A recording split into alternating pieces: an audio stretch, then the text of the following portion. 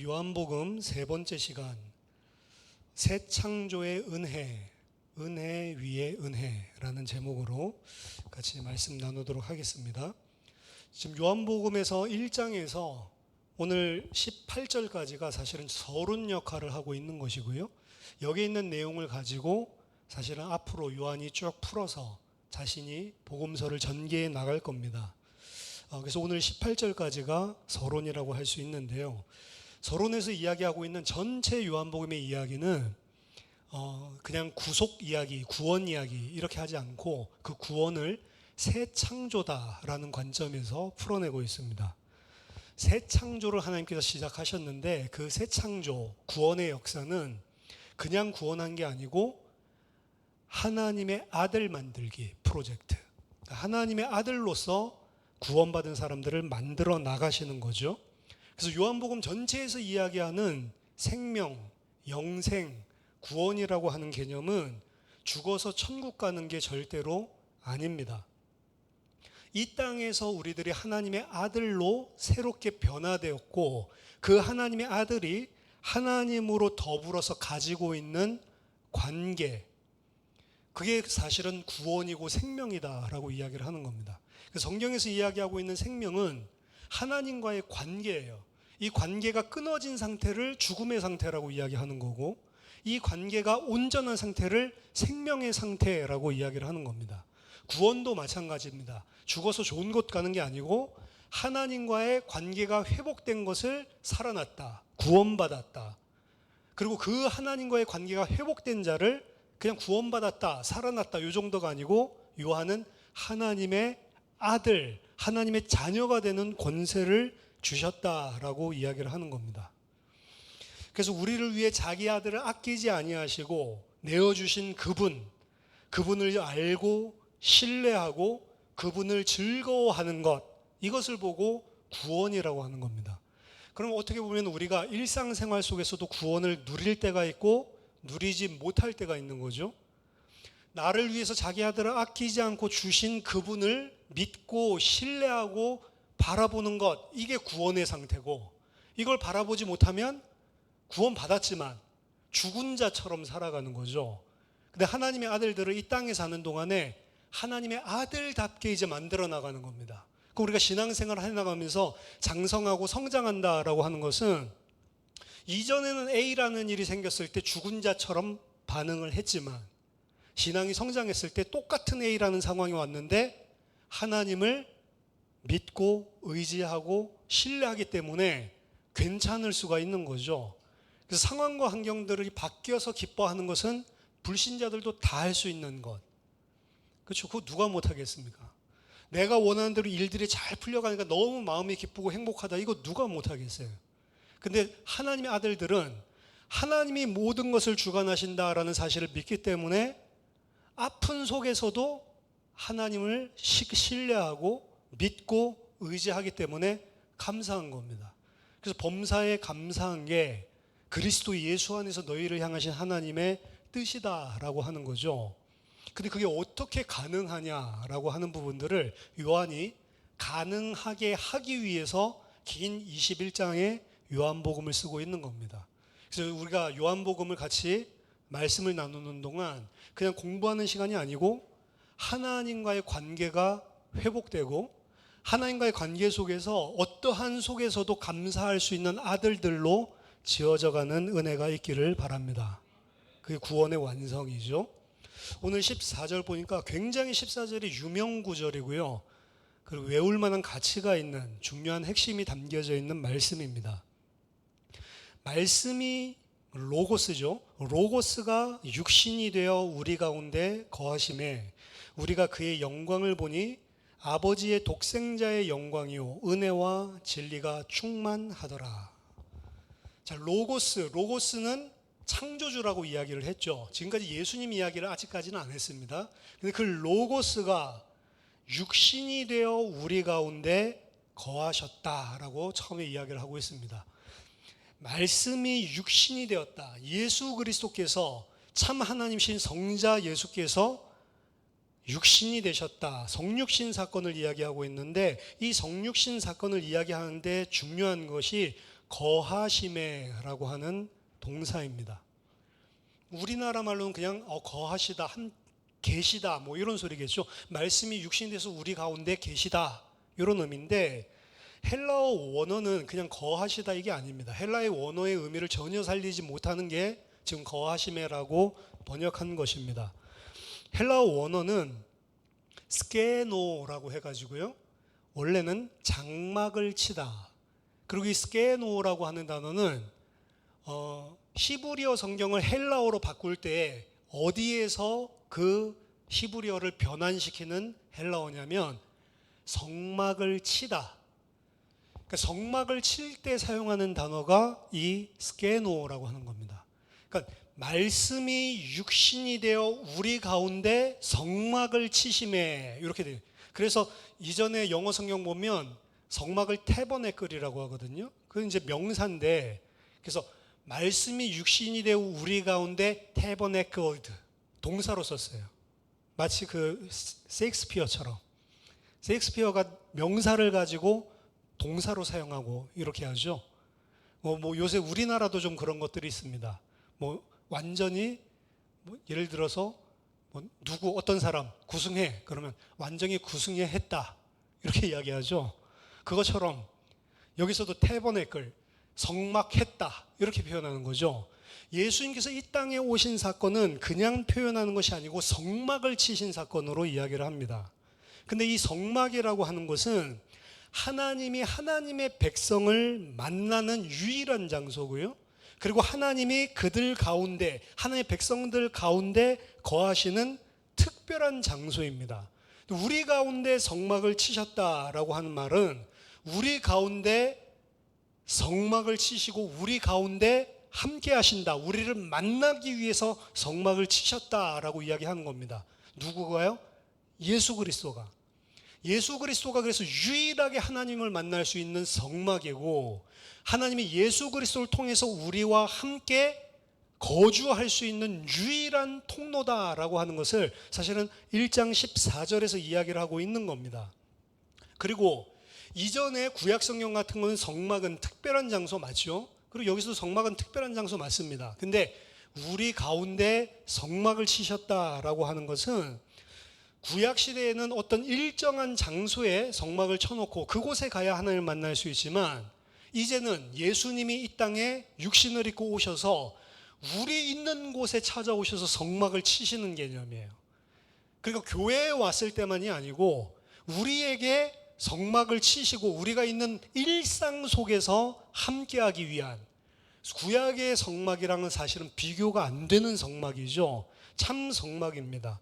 그래서 예수님이 육신을 입고 오신 것을 요한은 우리 가운데 함께 하시기 위해서, 하나님이 만나 주시기 위해서 성막을 치신 사건으로 소개를 지금 서론에서 하고 있는 것이고요, 요한복음 전체가 사실은 이 성전 이야기로, 성막이 나중에 성전이 되죠. 가나안 땅 속에서는 전체가 사실은 성막의 주제가 쭉 흘러가고 있어요.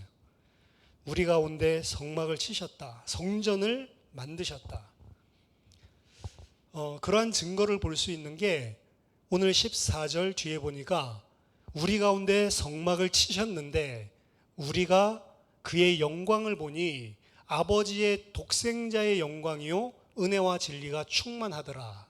이 뒤에 부분이 성막이구나, 성전이구나, 이 사실을 완벽하게 알려주는 구절입니다. 왜냐하면 모세가 광야에서 성막을 하나님의 보여주신 모형대로, 명령대로 완성을 하죠. 그래서 출애굽기 40장에 보면 모세가 하나님의 말씀하신 그대로 성막을 완성합니다. 성막을 완성하시고 났더니 출애굽기 40장 34절 35절에 구름이 회막에 덮이고 여호와의 영광이 성막에 충만하매 모세가 회막에 들어갈 수 없었으니 이는 구름이 회막 위에 덮이고 여호와의 영광이 성막에 충만하였습니다. 성막이 완성되었을 때 무슨 일이 벌어졌냐? 그 안에 여호와의 영광이 충만한 현상이 벌어졌죠. 솔로몬이 성전을 지었을 때도 열왕기상 8장 10절 11절에 같은 표현입니다. 제사장이 성소에서 나올 때 구름이 여호와의 성전에 가득하매 제사장이 그 구름으로 말미암아 능히 서서 섬기지 못하였으니 이는 여호와의 영광이 여호와의 성전에 가득함이었더라. 그 성막과 성전이 완성되어지고 그곳에 나타난 현상은 뭐냐? 그곳이 성전이다. 하나님이 만나주는 장소, 그의 백성과 함께 있는 장소가 맞다라는 증표로 나타난 게 여호와의 영광이 가득한 것이었습니다. 예수님이 우리 가운데 성막을 치셨을 때에도 그래서 막바로 무슨 이야기를 하고 있죠? 그 영광을 보니까 아버지의 영광. 여기서 사실은 우리나라 성경이 조금이 아니고 완전히 잘못됐는데요. 여기는 아버지의 그 영광을 보니 아버지의 독생자의 영광이요 은혜와 진리가 충만하더라, 이렇게 이야기를 하죠. 근데 원문에는 독생자, 아들이라는 표현이 없습니다. 여기서 사용하고 있는 것은 독생자가 아니고 모노게누스라고 하는 형용사를 사용하고 있는데요, 영광을 관계대명사로 꾸며주고 있어요. 그러니까 영광, 어떤 영광? 그러면서 꼭 꾸며주고 있는 형용사가 모노게노스라고 하는 형용사를 쓰고 있습니다. 그 모노게노스라고 하는 것은 무슨 뜻이냐? 형용사로 유니크, 유일한. 그래서 그 영광을 보니 그 영광은 독특한, 유니크한, 유일한 영광. 근데 그 독특한 유일한 영광이 누구의 것이냐? 아버지의 그 유일한 영광이요, 이 소리입니다. 그러니까 여기를 똑바로 번역을 한다면 말씀이 육신이 되어 우리 가운데 성막을 치심에 우리가 그의 영광을 보니 아버지만이 가지고 있는 그 유일하신 영광이요. 그 유일하신 영광이 구약 성경의 성막을 쳤을 때, 성전을 쳤을 때 나왔던 그 하나님 아버지만 나타낼 수 있는 유일하신 영광이 이제 누구 안에서요? 성막을 치신 육신이 되신 예수 그리스도 안에 나타났다라고 이야기하고 있는 겁니다. 예수 그리스도가 바로 참 성전이다. 왜냐하면 성막도 그렇고요, 성전도 그렇고요, 분명히 하나님의 영광이 함께 있었는데도 불구하고 이스라엘의 죄악으로 말미암아 성전은 완전히 타락하고 파괴됐습니다. 사실은 성막 안에서 무슨 일이 벌어졌죠? 죄를 범하는 일들이 벌어지고요. 그러니까 그 제사장의 아들들이 더 좋은 고기, 원래 삶아 먹어야 되는데 구워 먹는 게 좋다고 먼저 좋은 고기 빼앗고 그 회막에서 수종 두고 있는 그런 여인들 범하고, 이런 일들이 사무엘 때 벌어졌죠. 나중에 성전이 지어지고 나서도 마찬가지입니다. 이스라엘의 예루살렘 성전이 온전한 적이 별로 없어요. 심지어는 아수르가 보니까 잘 살잖아요. 아수르의 사절단을 보내고 아수르의 왕이 직접 가서 배할하고 나서, 야, 아수르가 저렇게 잘 사는 이유는 우리 성전에 있는 제단이랑은 비교 안 되는 엄청난 제단을 가지고 있네, 이렇게 생각을 해서 왕이 명령을 내립니다. 우리도 아수르랑 똑같은 제단을 만들자. 이래가지고요, 예루살렘 성전에는 이 번제 드리는 번제단이 2개가 있었다니까요. 하나는 성경에서 말한 그대로 만든 번제단이 있고, 옆에는 그거보다 훨씬 화려한 아수르에서 섬기는 제단을 가지고 와서 2개의 번제단을 가지고 섬겼습니다. 그러니까 이쪽은 여호와께 빌고, 여호와께서 좀 잘 안 들어주시는 것 같은 거는 아수르한테 빌고, 그게 성전이 완전히 파괴됐죠. 더더군다나 당시의 예루살렘의 성전을 보고 예수님은 내 아버지의 집을 강도와 도둑의 굴혈로 만드는다, 이렇게 힐난하면서 노건을 만들어 가지고 짐승도 다 쫓아내고 그 상을 뒤집어 엎고, 사실은 이런 것들 보면, 상 뒤집어 엎고 이런 거 보면 우리들이 사파를 보면 되게 거룩하게 막 이렇게 하는데 안 그랬을 것 같아요. 막 불 따고 나가지고 막 이렇게 뒤집었을 것 같아요. 성전 파괴 사건이 일어나거든요. 2장에 나오지만 예수님께서 그런 일들을 사실은 사역들을 통해서 하시면서 이 성전을 허물어라, 2장에 바로 나옵니다. 사흘 만에 내가 이 성전을 다시 세울 것이다. 아니 46년 동안 짓고 있는 이 성전을 3일 만에 허물며 다시 세운다고? 근데 요한은 분명히 이야기하죠. 이 성전은 육체된 자기 자신을 가리켜서 말씀하신 것이다.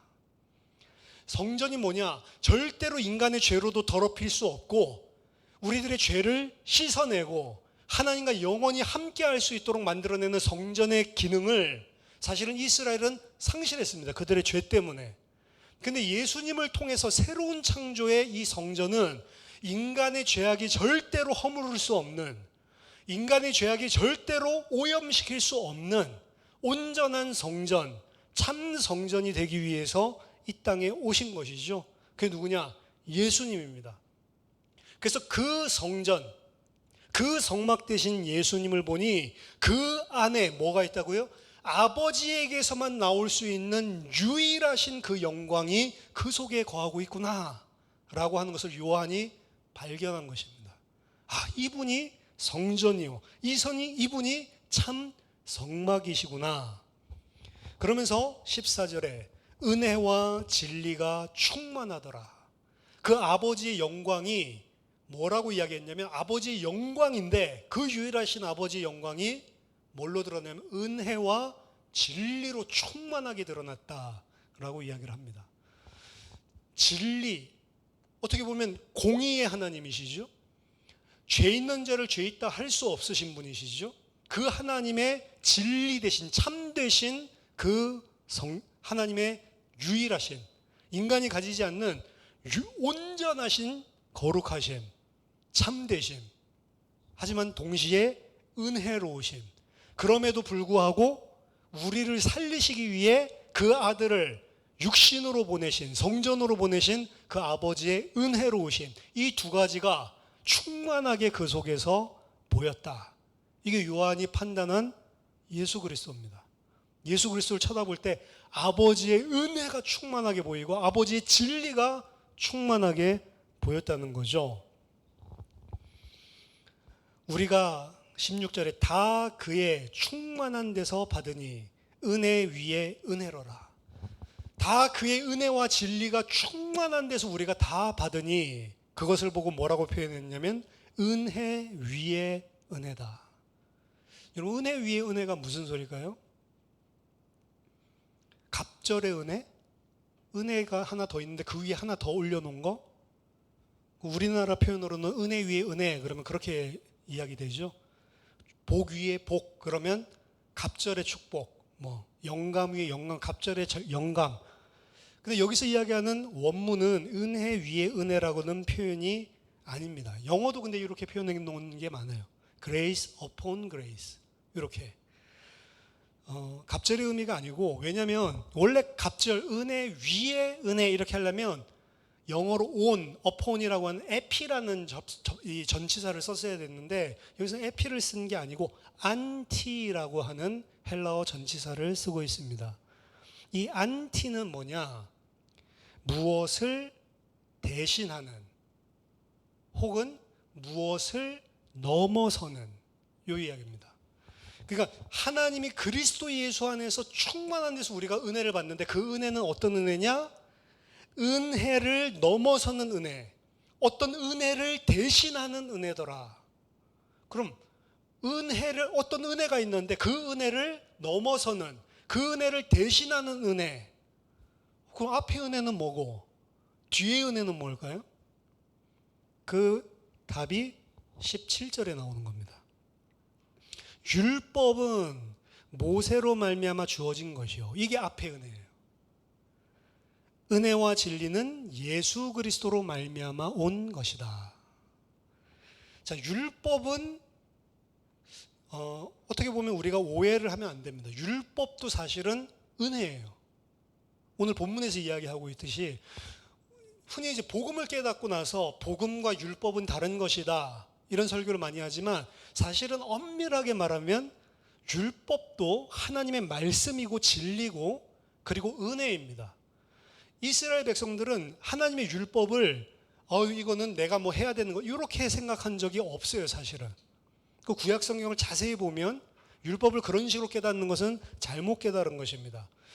율법은 사실은 율법 자체도 온전한 은혜였습니다. 그래서 이스라엘은 그 율법을 자신들에게 맡기시고 자신들에게 주신 것을 자랑했어요. 하나님께서 이 율법을 누구에게 맡겼냐? 자신들 이스라엘에게 맡기셨거든요.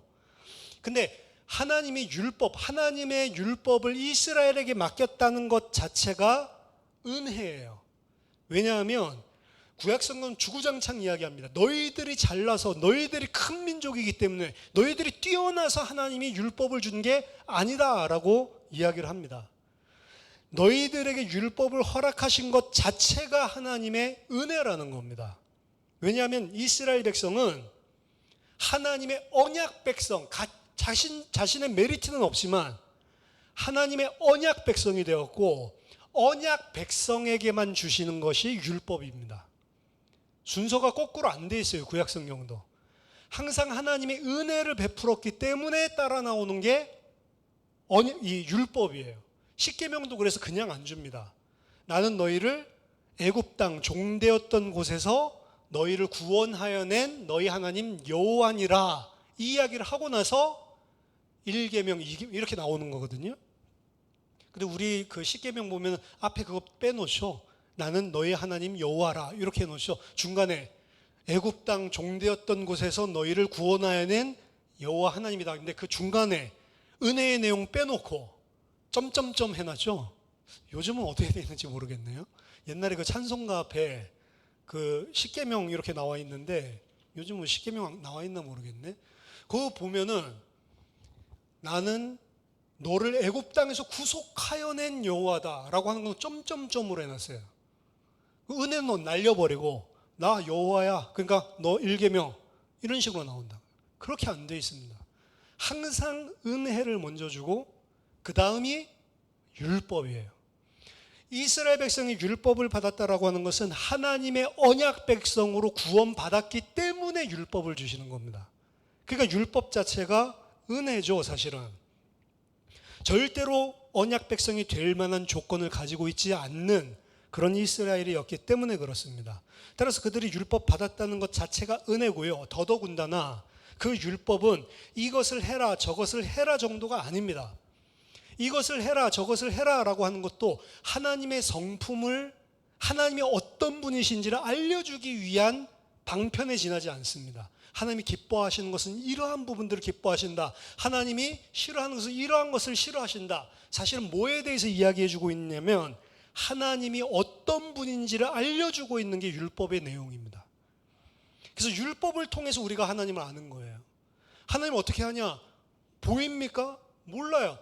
항상 율법을 통해서만 하나님은 이러한 분이다 라고 하는 것들을 알고 알아야지 교제하는 거 아닙니까?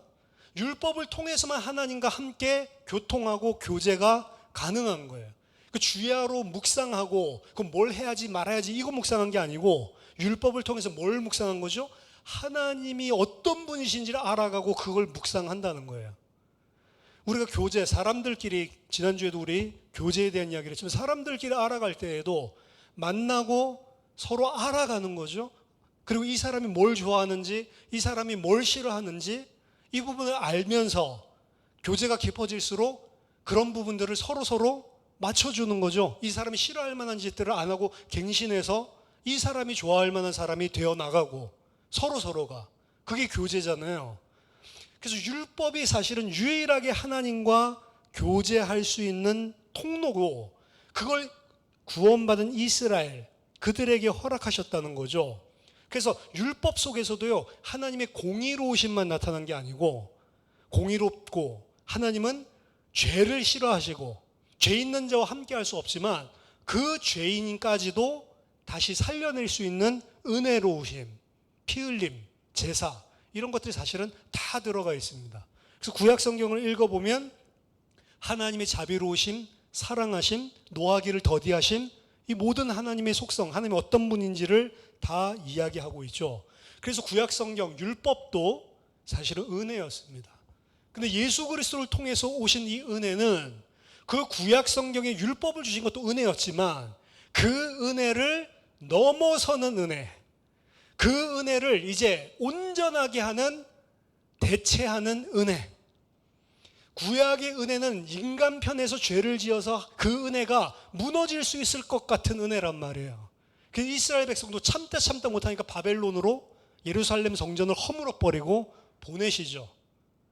근데 이제는 예수 그리스도는 패하는 법이 없단 말이죠. 인간 편에서 어떻게 하지 못하는 온전하신 구속의 은혜를 자기 아들을 통해서 담아서 보내주신 겁니다. 그래서 예수 그리스도를 잘 쳐다보니까 이건 구약에서 이야기했었던 모형이 실제로 오신, 구약에서 얘기했었던 그 뭔가 불완전했던 은혜가 완성된 형태의 은혜구나라는 차원에서 구약의 은혜, 율법의 은혜를 대체하는 은혜, 우리가 그 은혜를 보니, 우리가 그 충만한 데서 받으니 그것은 구약의 은혜를 넘어서는 은혜였더라.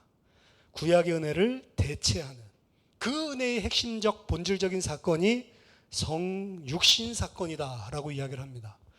로고스가 우리 가운데 성막을 치신 사건, 사실 이거는요, 구약의 선지자들이 옛 언약을 붙잡고 살았던 사람들이 그토록이나 보고자 했지만 보지 못했던 것이었습니다. 누가복음 10장 23절 24절 보니까 예수님이요, 제자들을 돌아보시며 조용히 이르시되 너희가 보는 것을 보는 눈은 복이 있도다. 내가 너희에게 말하노니 많은 선지자와 임금이 너희가 보는 바를 보고자 하였으되 보지 못하였으며 너희가 듣는 바를 듣고자 하였으되 듣지 못하였느니라.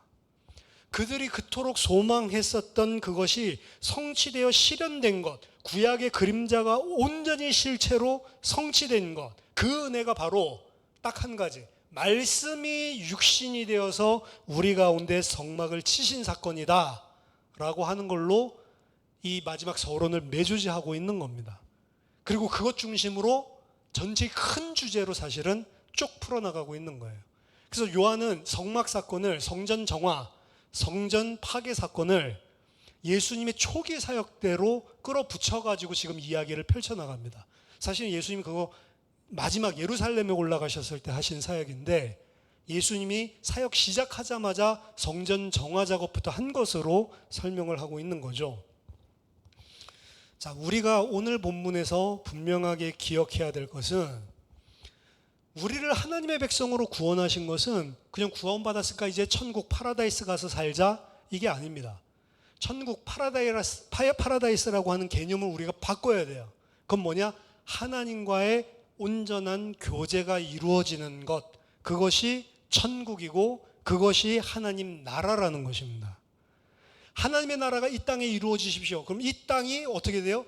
하나님과의 온전한 교제가 일어나는 것입니다. 온전한 교제가 일어나야 되는데, 그러면 어떻게 해야 그 교제가 일어나냐는 거죠. 하나님을 어떻게 알 수 있다고요? 구약 율법을 통해서. 그럼 신약에서는 어떻게 하나님을 알 수 있습니까? 예수 그리스도를 통해서만 알 수 있는 거예요. 근데 그 예수 그리스도와 함께하고 먹고 마시고 자고 함께 3년 동안 같이 있었던 요한은 충분히 그 교제 속에서 예수님을 많이 알 수 있겠죠. 어느 정도까지? 죽을 때까지 이제는 안 놓칠 만큼. 근데 우리는 없잖아요. 그래서 하나님이 우리에게 주신 것이 요한에게 성령으로 감동하셔서 요한 복음을 주신 겁니다. 그리고 성경 66권을 주신 거예요. 우리들이 예수 그리스도를 알고 예수 그리스도를 만날 수 있는 그분, 그 실체 되신 그분을 알고 이제 하나님과 교제가 일어날 수 있도록, 그럼 유일한 길이 뭐냐? 말씀밖에 없는 겁니다. 우리가 하나님과 교제할 수 있는 유일한 길, 요한이 이 복음서를 쓴 유일한 이유, 이제 나는 죽고 없어지지만 예수를 만나지 못한 자, 실제 육신으로 함께하지 못한 자도 이 말씀 증인 문서를 통해서 너희들도 이 예수님을 알고 그 안에 있는 하나님의 은혜를, 하나님의 어떤 분이신지를 알아서 주님과 풍성한 교제를 이루고 진짜 천국을 살 수 있는, 진짜 천국에서 영원히 주님과 함께 살 수 있는 아들들로 지어져 가라라고 하는 그 심정에서 우리에게 준 게 요한복음입니다. 그럼 여러분들이 요한복음을 쭉 읽고 요한복음에 있는 내용도 쭉 묵상하고 나면 뭐가 이루어져야 되죠? 하나님이 누구신지를 알고 그 하나님이 예수 그리스도를 통해서 나한테 주신 은혜가 뭔지를 알아가지고 그 속에서 하나님과의 교제가 일어나야 되는 거예요. 사실은 사람들과의 교제 전에 이 교제가 가장 근본적인 교제다라고 이야기를 했죠. 근데 그 교제 안에는요, 그 하나님의 교제 안에서는 여기서 은혜 위에 은혜라고 이야기했고 충만하다라고 이야기를 했는데, 세상을 이길 수 있는 모든 힘이 그 속에서 나옵니다. 그래서 요한복음 중간에는 그런 거 담대하라 내가 세상을 이겼노라. 세상을 이길 수 있는 힘도 어디서 나온다고요? 그 하나님이 예수 그리스도를 통해서 나에게 베풀어 주신 그 은혜와 사랑이 무엇인지를 알 때 담대하게 되고요. 세상도 이기게 되고요. 전 이전에 예수 믿으면서 이런 부분들이 없었어요. 이런 부분들이 없으니까, 왜냐? 하나님이 나에게 주신 거 가지고 막 세상을 갖다가 승리하고 이런 개념들 자체가 없었어요. 왜냐하면 기도해도 별로 응답이 안 되는 것 같고, 내 삶 속에 진짜 하나님이 함께 하시는 것도 한 번도 본 적이 없어요. 나만 안 봤으면 괜찮은데 엄마도 못 보는 것 같고 아빠도 못 보는 것 같고 그냥 원래 그런가 보다. 저희 집안은 목사들 많잖아요. 목사도 아닌 것 같아. 목사도 막 화투치다가 뭐 싸우고 이러더라고요. 내 100원짜리 하나 더 가져갔다고 막 내놓으라고 하고 뭐 숨겨놓고 그러니까 목사도 똑같구나.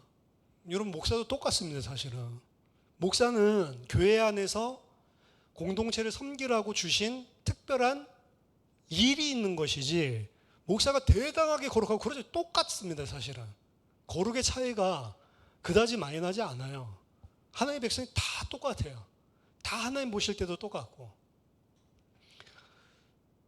내 삶들 속에 나는 예수를 믿는다고 했고 예수님 내 죄 때문에 죽었다, 그러니까 죽으면 천국 가겠지, 이거는 믿었지만 실질적인 내 삶들 속에서는 별 능력이 없는, 어렸을 때 어머니가 아플 때 엄마 빨리 나으세요 이러면 빨리 나으라고 하지 말고 우리 아들이 기도해 줘라. 그럼 제가 기도하거든요. 기도해도 안 나. 성경에 보면 예수님이 기도하면 금방 열병 떠날들고 막 수종 들고 이러잖아요. 그럼 저도 기도하면 우리 엄마가 벌떡 일어나서 막 맛있는 거 해주고 이러면 와, 주님이 나랑 함께 하신다, 얼마나 충만하겠어요. 근데 그런 응답이 없어요. 그래서 뭐 한 3, 4일 기도하다 보면 엄마가 낫잖아요. 그래서 엄마가 나았다, 우리 아들이 기도해서 그런가 봐. 그럼 나 속으로 아니 3, 4일 동안 약 먹고 누워있고 밥 먹고 이러면 당연히 낫지, 내가 기도 안 했어도 낫는 거 아니야? 이런 생각이 영악하죠. 그 다음에 아플 때 기도 안 해봤어요. 나아요, 똑같이. 그럼 결국에는 이게 하나님이 함께 한다는 증거가 안 되잖아요. 그러니까 점점 기도할 이유가 없어지는 겁니다. 단 이제 진짜로 위급한 상황이 왔을 때는 기도가 되더라고요. 막 죄도 회개가 되고. 저 고등학교를 좀 좋은 데를 시험 봐서 가는 데를 갔는데, 시험 봐서 가려고 하다 보니까 일반 고등학교 인문계 가는 그 옛날에 시험 봐서 가는 거 있잖아요. 그걸 포기각서를 쓰고 하는 거더라고요. 포기각서 썼죠. 나 공부 잘하니까 만만하게 보고. 그리고 시험을 봤는데 이거 시험 기출 이 문제가 중학교 과정 문제가 나오는 게 아니고 영어는 막 토플. 그 난생 처음 보는 중학교에서 저는 교과 과정에 충실한 사람이었거든요. 전혀 교과서에서 볼 수 없었던 타임지 지문 이런 것들. 와, 이걸 갖다가 중학생한테 풀라고? 읽지도 못하겠어 지문을. 망쳤구나. 수학 문제를 푸는데 전 중학생 과정에 충실한 사람이었대요. 고등학교 교재 본 적도 없어요. 근데 이미 고등학교, 뭐 고등학교에서 나오는 함수 문제부터 시작해가지고 이런 것들이 앞에는 좀 중학교 문제 나오더니 뒤에 가니까 이제 선행학습을 했다라고 생각한다, 그런 거 나오는 것 같아요. 국어는 또 뭐 교과서 외 지문 요새 그것 때문에 난리던데. 그래서 제가 딱 풀고 너무 어렵다, 큰일 났구나 이러면 왔더니 아니나 다를까 화장실에 가니까 아이들끼리도 난리 났어요. 너무 어려워, 나 완전 망쳤어, 미칠 것 같아 이러면서 막 우는 애도 있고. 근데 망친 것 같아, 나 수학 2개 틀린 것 같아 이러고 있어요. 망쳤다는 기준이 틀린 거예요. 이거 나는 이제 큰일 났다. 일반 인문계 갈 수 있는 거 내가 포기각서까지 쓰고 이 학교 시험을 봤는데, 그러니까 이제 발표하는 날 가서 보는데 얼마나 마음이 떨리겠어요. 1년을 꿇을 수가 있는데 괜히 교만하게 생각을 했다가. 하나님 붙게 해주세요. 제발요. 하나님 살아계시다면서요. 진짜 간절히. 기도가요. 하여튼 막 이틀 전부터 되기 시작을 하는데 그렇게 간절하게. 그리고 나중에 막 회개합니다. 안 믿었던 것들, 내가 담배 피웠던 것들, 하나님 붙으면 담배 끊을게요. 벌써 고등학교 가는 놈이 딱 올라가서 보는데 제 이름이 탁 아래 나오더라. 딱 보는 순간 할렐루야, 감사합니다, 감사합니다. 막 뛸 듯이 기쁘고. 근데 그건 한 30분밖에 안 가요. 담배 어떻게 끊지? 담배는 좀 피워야겠는데요. 이게 인간이라는 거예요. 그렇죠? 나중에 보니까 거의 턱걸이로 붙었어요. 거의 턱걸이로. 그러니까 뭐 영어 시험 본 거 몇 점 맞았는지도 모르겠어요. 근데 선생님이 우리 어머니 불러가지고 같이 상담을 했는데 거의 턱걸이로. 근데 왜 상담을 했냐? 반배치고사를 보는데 그거는 중학 과정에 충실한 문제만 나왔거든요. 그거는 거의 반에서 탑 수준. 그러니까 이거 뭐지? 컨닝한 건가? 이래가지고 어머니 불러가지고 이게 뭐 어떻게 된 거냐? 얘는 학원도 한 번도 안 다니고 과외 같은 것도 안 하고 교과 과정에 충실한 아이라서. 아, 그러냐? IQ 얼마 나왔다면서? 얘 천재인 것 같다. 그래서 제가 천재인 줄 알았죠. 특별한 이런 일들이 왔을 때 막 달라붙고, 그러고 딱 답이 나왔을 때 막 감사합니다 했는데 조금 시간 지나면 하나님이 한 거 맞아? 그냥 너무 어려워가지고 내가 그냥 붙은 거 아니야? 하나님이 해줬다라는 확신이 안 생겨요. 그러니까 기도 응답이 없는 거예요. 어떻게 보면 하나님 입장에서 나한테 응답을 해줬는데도 나는 그게 하나님 해준 거 맞아? 그래서 암 걸렸다가 확 나도 나와봤으면 좋겠다. 이런 간증하는 사람들 들어보면 나도 진짜 저 덤프트럭 부딪히고 그러고 난 다음에 기적적으로 살아나고 이런 거 체험해봤으면 좋겠다. 그 간증자가 덤프트럭 안 부딪히고 믿음 받는 게 더 큰 간증거리다라고 하는데 전혀 안 와닿았어요. 지는 그런 거 경험해봤으니까 알지. 난 그런 경험을 안 해봤는데. 그 불신자가 뜨겁게 믿는 사람 봐도 저는 부러웠어요. 불신자인데 그러다가 예수를 알게 돼서 믿으니까 얼마나 뜨거워요. 나는 태어나면서부터 이 모태신앙으로 태어나가지고 그냥 어려서부터 그냥 하나님 다 믿어지고 이러면서 살면서도 불신자 생활이 그리워가지고 이러고 있는 터라, 아이씨, 난 그래서 모태신앙에서 뜨거움도 없어. 하여튼 하나님 나한테 해주신 거 다 불만이에요. 안 믿어지는 거죠. 제가 하나님을 처음 만나는, 처음으로 인정하는 그 순간에 사실은 모든 가치 체계도 바뀌었을 뿐만 아니라 모든 것들이 무엇을 통해서 바뀌었냐? 예수님이 누구신지를 알고, 아는 걸로 끝나면 안 됩니다. 그 예수님이 누구신지를 내가 인격적으로 믿고 그분 앞에 무릎 꿇었을 때, 제가 딱 23살 때 발견한 게 뭐냐? 저는 그동안 예수를 내 죄 용서해 주시기 위해서 십자가에서 죽고 천국 가게 해주신 분, 요 정도로 믿고 있었어요. 그 성경을 아니까 그런 분이 아니더라고요. 그렇게 나를 구원한 정도가 아니고, 내가 예수를 통해서 받게 된 복은 하나님이 내 가운데 영원히 장막을 치고 함께하면서 나의 과거, 현재, 미래의 모든 문제를 그 십자가에서 다 끝내놓으신 분. 모든 문제가 다 끝났다. 저는 그렇게 들어본 적도 없고요. 문제 해결하기 위해서 예수한테 기도하는 이야기는 많이 들어봤지, 예수가 내 모든 문제를, 미래 문제까지도 다 끝내놨다, 이런 거 들어본 적이 없어요. 그 이야기를 처음 듣는데, 예수님이 나의 그리스도라는 거는 예수님이 나의 모든 문제를 다 끝냈구나, 이걸 믿는 게 예수를 그리스도로 믿는 믿음이구나. 근데 나는 그 믿음이 없구나. 알겠는데 안 믿어지는구나, 이제는. 여러분, 말씀 통해서 예수님이 어떤 분이고 나에게 무엇을 하신 분인지를 알아야 됩니다. 근데 알고 나서 그 다음 단계는 그게 믿어져야 돼요. 인격적으로. 근데 믿어진다고, 믿어져야 되는 거 알겠는데 믿어집니까? 안 믿어지는데요. 안 믿어지니까 어떻게 이불 덮어쓰고 잠잤죠. 그 다음날 목사님이 찾아오셔가지고 저에게 복음을 또다시 전해주시는데 똑같은 복음이에요.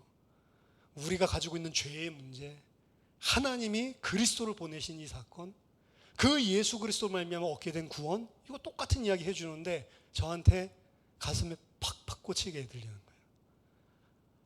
이분이 나를 위해서 2000년 전에 이 일을 했는데 나는 그 사실을, 그분이 모든 것을 다 걸고 그렇게 해주신 그 은혜를 내가 거부하고 인정하지 않고 그러고 평생 살아왔구나. 그때 목사님 돌아가시고요. 목사님 계실 때도 아니에요. 저 혼자 주님 앞에 무릎 꿇고, 주님, 저는 이제까지 살면서 예수를 그리스도로 믿어본 적이 없는 것 같습니다. 내 모든 문제를 해결했다고 단 한 번도 그분은 십자가에서 다 했는데 난 인정한 적이 없이 살아왔습니다. 저는 죄인입니다. 눈물이 터지기 시작하는데요. 나는 예수를 단 한 번도 안 믿었구나. 저 이제부터 예수를 그리스도로 나의 주인으로 믿고 살겠습니다. 제가 한 3-4시간을 꿇어앉아서 계속 울었던 것 같아요. 너무 죄송해서. 하나님이 나에게 베풀어 주신 은혜는 예를 들어서 1000만이라고 하면 내가 알고 있는 거는 1밖에 안 돼가지고 그 1000만 했다는데도 전혀 인정을 안 하는 거예요.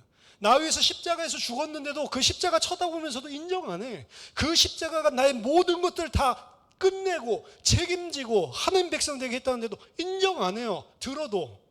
왜? 하나님이 그거 했다라고 하나님 자체를 인정 안 하는 거예요. 하나님과 교제할 수 있는 유일한 길이 아까 전에 독생자에게, 그 아들에게 보여주신, 성막을 치면서 우리 가운데 오신 그 영광인데 그걸 인정을 안 했던 거죠.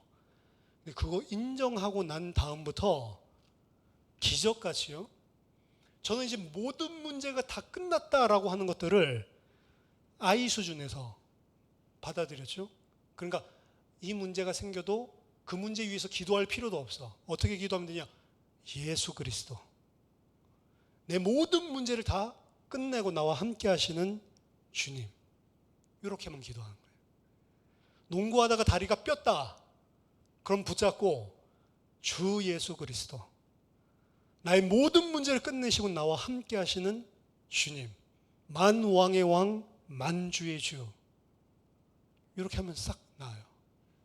배 아플 때도 주 예수 그리스도, 만왕의 왕, 만주의 주, 내 이 모든 아픈 질병도 다 짊어지신 그리스도의 이름으로 명하노니 나을지어다. 나아요. 1분도 안 걸려요. 모든 수채꾼형도 제가 뚫었다니까요. 수채꾼형이 막히니까 설거지를 못하니까 이틀 사흘 냄새 나잖아요. 파리도 꼬이고. 그래서 저거 나 뚫을 수 있지, 만물을 통치하는 이름인데, 이래가지고 수채구멍에도 제가 안수기도를 했더니 권세 있는 주 예수 그리스도 이름으로 명하노니 뚫릴지어다. 뚫리겠습니까? 물이 쭉 올라오더라고. 믿음으로 물 틀었는데 그때 처음으로 왜 안 되지? 모든 문제 다 끝냈다고 했고 내가 그 이름을 안 믿는 게 아니고 진짜 믿고 당연히 뚫렸을 거라고 생각하고 물을 틀었는데 물이 쭉 올라오더라니까요. 근데 띵동 띵동 하는 거예요. 그래서 나가니까 목사님이세요. 그래서 어쩐 일이세요? 그랬더니 이모님 계시니? 이모님 지금 안 계신데요. 어쩐 일이세요? 그랬더니 여기 뭐 홈디포 들렀다가 가는 길에 잠깐 들러봤다고. 그래서 목사님, 제가 이상한 게 있어요. 예수 그리스도 이름으로 기도했는데 수채꾼형이 안 뚫리고 물이 지금 올라오고 있는데 이게 어떻게 되는 겁니까? 이랬더니 그래? 제가 지금 홈디포에서 우리 집 하수구 막혀가지고 그거 뚫는 기계 사가지고 가는 길이래요. 이래가지고 그 기계 트렁크에서 박스 뜯어가지고 우리 이모 집에서 먼저 그거 뚫어주고 가셨다니까. 그러니까 기도 응답은 이 능력으로 되는 것도 있지만 사람을 통해서 하신 방법은 하나님 마음대로구나 알려주시는 거죠. 제가 6개월 동안 계속 이런 기도 체험을 하면서 하나님이 나랑 함께 하시고 진짜 하나님이 다 끝냈구나. 그리고 6개월 지나서는 하나님, 저는 이제 이런 기도 안 할게요. 하나님이 이런 기도하라고 이런 하나님 자녀된 축복을 준 게 아닌데, 하나님이 모든 것 다 끝냈다고 했으면 나는 그냥 그거 믿고 살아가면 되는 거고, 필요한 거 하나님이 다 알아서 챙겨주시는 분인데 내가 쓸데없는 거 기도하면서 살았네요. 그래서 그 다음부터는 하나님, 저는 굶어 죽는 한이 있어도 제 자신을 위해서 죽을 때까지 기도 안 할게요. 그게 제가 23살 때였습니다. 그런 기도 안 해요. 아버지 암 걸렸을 때 암 낫게 해달라고 기도 안 해요. 왜? 암 낫게 하고 안 낫게 하는 건 누구 손에 있다? 하나님의 손에 있다. 내가 기도할 것은 무엇이냐? 이 아버지에게 암 걸리게 하신 것, 이 아버지에게, 우리 가정에게 힘든 일인 것 같이 보이는 이 일이 아버지의 손길이래요. 모든 문제 해결하신 분이 이 일을 벌이셨다면, 모든 문제 다 끝내신 분이 이 일을 해결하셨다면, 이 일을 허락하셨다면, 이거는 문제가 아니고 뭐라고요? 하나님이 인도하시는 응답의 손길이잖아요. 근데 내가 그게 안 보여요. 왜 이게 지금 이래야만 되는지. 그래서 하나님한테 기도한 게 그겁니다. 하나님, 전 믿습니다. 이게 분명한 하나님의 좋은 계획인 거, 좋은 손길인 거. 왜? 그리스도니까. 근데 왜 이게 나에게 지금 좋은지, 왜 이게 우리 가정이 가장 좋은 건지 모르겠습니다. 왜? 지혜가 없어서. 하나님, 그 하나님이 하고 계시는 일을 볼 수 있도록 눈을 열어주세요. 그게 기도 제목이에요. 3개월 동안. 그리고 3개월 만에 보여주셨어요. 아버지 암 낳았고 그 이후에 오래오래 사셨죠. 그 아버지 어려울 때 우리 형이 믿음으로 저희 형님이 제 앞에서 무릎 꿇고 눈물을 흘리면서 예수님 영접하고 목사님 되셨어요. 형님 돌아오게 하시는 계획도 있죠. 나 자신이 이 사실을 가지고 거봐, 그리스도 다 끝난 거지. 간증할 수 있는 간증의 제목도 주셨죠. 시간이 지나면 지날수록 그게 있었던 것이 없었던 것보다 훨씬 더 나은 것입니다. 문제가 왔을 때는 어떻게 본다고요? 문제 보는 눈, 하나님의 가장 좋은 계획. 이 문제 때문에 나는 절대로 안 죽는다. 이 문제가 나를 어떻게 만들어요? 더 좋은 하나님의 백성으로 만들어주고 우리 가정과 많은 사람에게 유익하게 해주는 일이지 문제 아니다. 문제 보는 눈 달라지는 겁니다. 사건 보는 눈 달라지는, 뭐 중심으로요? 예수가 그리스도. 예수를 쳐다보고 하나님과 교제한다는 것은 그 예수가, 하나님이 그 예수를 통해서 나에게 해주신 일이 무엇인지를 알았으면 그걸로 끝나는 게 아니고 그것을 믿고 삶 속에서 누리는 것입니다. 다른 사람들 다 망했다고 할 때도 누리는 거예요. 사실은 저는 신학교를 갈 때에도 그걸 어떻게 보면은 또 미국에서 공부를 하고 뭐 교무천상을 하다가 또 나 혼자 사역을 할 때에도 그 함께 사역하던 친구들이랑 같이 헤어져서 또 교회 할 때에도 뭐 여러 번들 인생의 변곡점들이 있지만 그 순간들마다 사람들 그 이야기들 하면 어떻게 그런 것들 다 내려놓고 하시죠? 내려놓은 것 자체가 없어요. 저는 뭘 내려놓을 게 있어야지 내 삶에서 내려놓지. 뭐 그거 하면 좀 월급 잘 나오는데 그게 내려놓는 거예요? 그거 내려놓는 게 아니죠. 애초에 베이직이 뭐냐면, 기초가 뭐냐면 예수가 그리스도, 나의 모든 문제는 그리스도 안에서 끝났다. 이게 베이직인데 그거 있기 때문에 나 괜찮고 없기 때문에 힘들고 이런 게 없다는 겁니다. 그래서 제가 당신 목회에 관심이 없는 것 같아요 이런 꾸중도 들었지만, 교회도 흥하게 하면 흥하게 하시는 것이고 망하게 하면 망하게 하시는 것이지, 교회를 가지고 흥하게 하기 위해서 인본주의 같은 거 쓰지 않겠다. 교회가 흥하면 좋죠. 근데 그걸 쓰기 위해서 인본주의를 쓰는 건 틀린 거잖아요. 하나님의 말씀이 이들 속에 들어가서 그것이 이들을 흥황하여 세력을 얻고 그 말씀으로 말미암아서 부흥되면 누가 뭐라고 합니까? 우리들의 출발점입니다. 오늘 요한복음 서론을 마치면서 우리들이 요한복음을 통해서 혹은 성경을 통해서 해 나가야 될 하나님과의 교제. 여러분들 뭘 알아요? 그 은혜를 넘어서는 은혜를 그리스도 안에 주셨는데 그게 무엇인지를 알고 믿고 실제 삶들 속에서 누리기 시작하는 거죠. 그러다 보면 그 누림이 응답이 되어서 오는 것들을 볼 때 우리가 보는 만큼 신앙이 성숙하게 되어 있는 겁니다. 안 보고 머릿속으로 막 집어넣는 거 전혀 신앙생활 아니에요. 저 어떤 사역자 말씀을 머리에 기가 막히게 다 넣어가지고 막 사람들한테 막 이것저것 칼같이 이야기를 하는데 삶들 속에서는 감사도 없고 실제 돈 문제 터지면 막 2년 전년 싸우고 이런 사람도 많이 봤거든요. 아니잖아요. 그렇죠? 말로는 그리스도 모든 문제 다 끝 이렇게 해놓고 문제 터지면 그것 때문에 막 죽겠는데, 그렇죠? 우리가 하나님과 교제하는 자 되기를 원합니다. 그게 새 창조의 은혜예요. 여러분 예수 그리스도가 뻘이 아닙니다. 옛날엔 예수 그리스도를 뻘로 알았는 뻘이 아니고 예수 그리스도가 사실은 우리 안에 모든 것들을 다 주관하고 계시다. 이거는 엄청난 거예요. 아무것도 염려하지 말고 그래서 오직 감사함으로 너희 구할 것을 하나님께 아뢰라. 그리하면 뭐가 지켜준다고요? 그러면 해결해 주겠다 안 하고 그리하면 모든 지각에 뛰어난 지각이라고 하는 건 understanding, 이해입니다. 너희들이 이해할 수 있는 그 수준, 그것을 뛰어난 초월하는 transcending, 너희의 이해를 초월하는 그리스도 예수 안에 있는 하나님의 평강이 너희 마음과 생각을 지키시리라. 그게 하나님의 백성이에요. 그러니까 순교당하는 현장에서도 초월하는 평안을 누리는 거죠. 우리가 생각할 때는 순교하는 순간에 하나님 번개를 번쩍 내려가지고 처형하려는 놈들 다 쏴 죽이면 몇 명만 딱 시범 케이스로 죽이면 하나님의 전능하심을 나타낼 것 같죠. 근데 하나님 그렇게 안 하세요.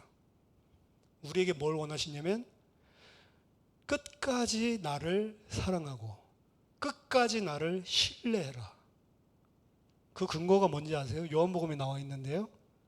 주께서 그의 제자들을 사랑하시되 끝까지 사랑하시니라. 근데 그 제자들의 모습은 그 끝까지 주님은 십자가에서 사랑하셨던 그 제자들의 모습은 예수님을 신뢰하는 사람들이 아니었어요.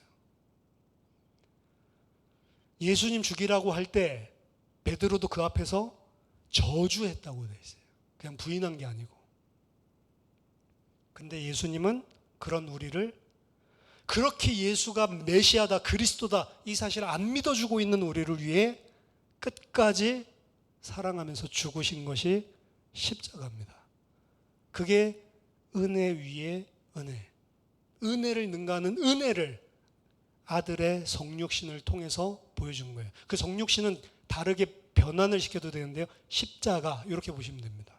그 아들의 십자가를 통해서 하나님이 누구신지를 우리에게 보여주시고 그것을 받아들이고 그것을 인정하는 자들에게 하나님의 자녀가 되는 권세를 주시고 그 아들들은 이 땅에 아버지와 그 교제를 하며 살아가게 하셨습니다.